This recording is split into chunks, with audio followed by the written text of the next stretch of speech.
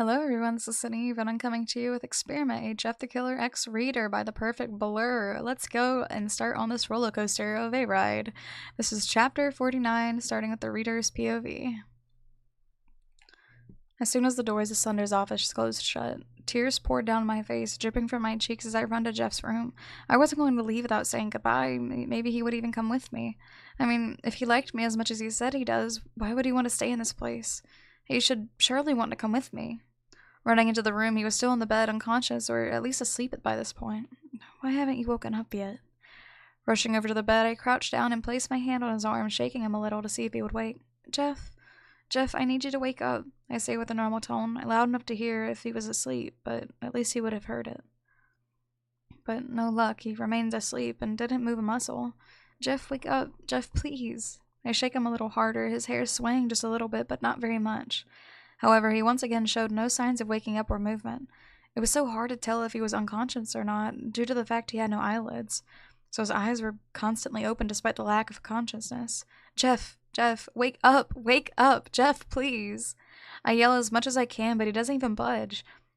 What was in those pills that Candy gave him? How is he still out cold? I shook Jeff as much as possibly could and yelled as loud as I could, but there was no reaction, not even a twitch. Tears streamed down as I grew angry at myself and angry at Jeff. Why wouldn't he wake up? Leaning down, I cried deeply into his chest, gripping tightly at his hoodie. Please wake up, Jeff. I need you, I whispered, taking pauses to allow my sorrow-filled sobs to continue.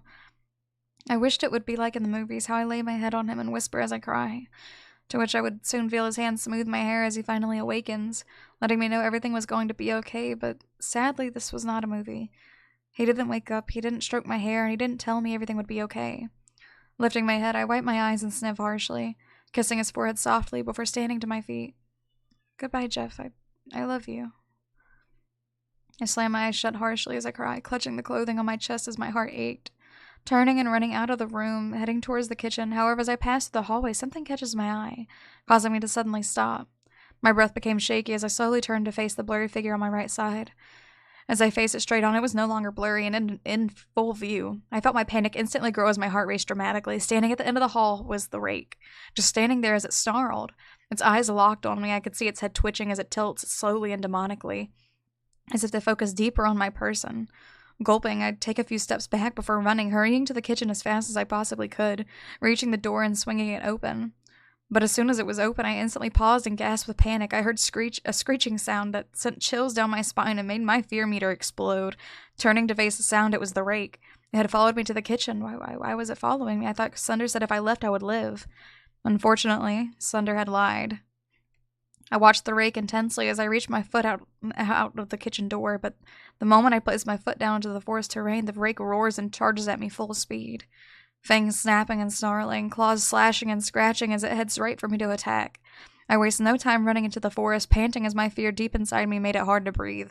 I needed to lose the rake, and fast. The look on its eye as it watched me, it's going to kill me. Chapter 42, Jeff's POV. I couldn't help but groan as light beams down directly into my eyes, causing me to look away almost instantly. I was unsure of what had happened. I didn't remember laying in the bed or falling asleep.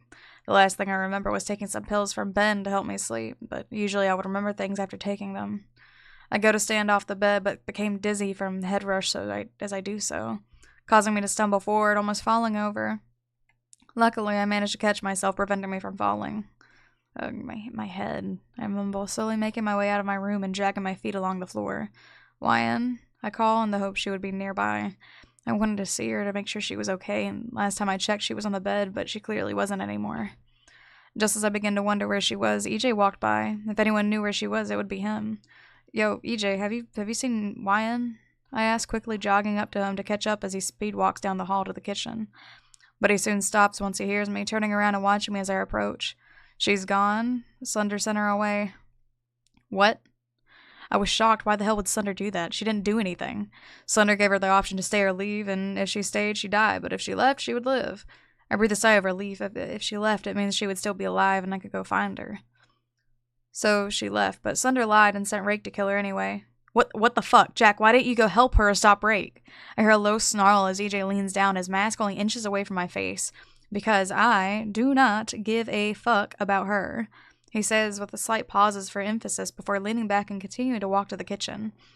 I was fucking furious. How dare he say such a thing? I'll fucking kill you. I roar as I charged right for him, grabbing my knife from my pocket and jumping on his back. My arms wrap around his neck and I desperately try to slit his throat, but he thrashed around so much at a speed I needed both my arms just to hold on so he couldn't throw me off. But he suddenly reaches back and grabs me, throwing me to the floor, instantly grabbing a scalpel from his pocket. What are you gonna do with that, Jack, huh? Dissect me? I couldn't help but laugh hysterically. His weapon was of such poor choice, but it was almost cute. However, I was caught off guard and suddenly feel a sharp pain to my collarbone. I gasp and look down to see a long gash, blood soaking my hoodie, staining it from white to red. May not look like a lot, but it makes an easy job for fast killings. He growls as he lashes forward at me again, slashing across my arm before I even had a chance to react. Due to his monsterish characteristics, he was able to move a lot faster than me. You're not playing fair, Jack. I groan as I lock my eyes dead on his mask, watching as he head tilts. Who said anything about playing fair? He asks before charging at me at full speed, forcing me down on the floor as he towers over me. He was about to shove a scalpel right through my neck, but I managed to catch his hand just in time, desperately trying to push his hand away, but he was so strong my arms practically began to shake the harder I tried. Why are you being such an asshole, Jack? Because all of this is your fault. You're the one who invited Candy Pop here. He killed the only thing I cared about in this world, and I will not forgive you or him for that. He yells angrily, putting more force into his hand, causing me to struggle more. I take the risk of trying to push him off with one hand, reaching for my knife with the other, but as I do so, my other arm grows weak, allowing the tip of the scalpel blade to slowly cut into my skin. Gripping my knife tightly, I quickly swing it up, plunging it into his neck and ripping it all the way across before yanking it out. Blood gushed from his throat as he gargles and gags, dropping the scalpel and reaching up to his neck, pressing against it as if trying to stop the blood, but it was too late for him. He gasped dramatically for air as his arms became limp, his body eventually dropping to the floor with a thud, wasting no time. I stand on my feet and I rush out of the kitchen, heading into the forest to find YN. Chapter 43, Reader's POV. I couldn't escape. Every turn I made, there the rake stood, charging right at me, snarling and roaring. Drool dripped from its fangs, its bones making cringeworthy cracking sounds as its freakishly long arms and legs galloped towards me, its long claws digging deep into the dirt, and it pulls itself forward, lunging with every stride. I can never seem to get away. I would run further and further, running for what seemed like hours, but I never came any closer to leaving the forest. I just became more and more lost, deeper into the woods. Fog and darkness surrounded me, my fear and panic increasing at a constant rate. Even though I grew tired, I couldn't stop to rest as the rake would always be right there. Even if he wasn't, he'd soon catch up. I just don't have enough time, and my time is running out, and if I keep this up, I would collapse from exhaustion. I need to allow myself time for rest. It's just being able to find that time in order to do so. I need to either climb a tree or find somewhere to hide, but being as my tree climbing skills aren't great, it looks like my hiding is going to be my only option. YN, I hear in the distance. I knew that voice instantly. It was Jeff.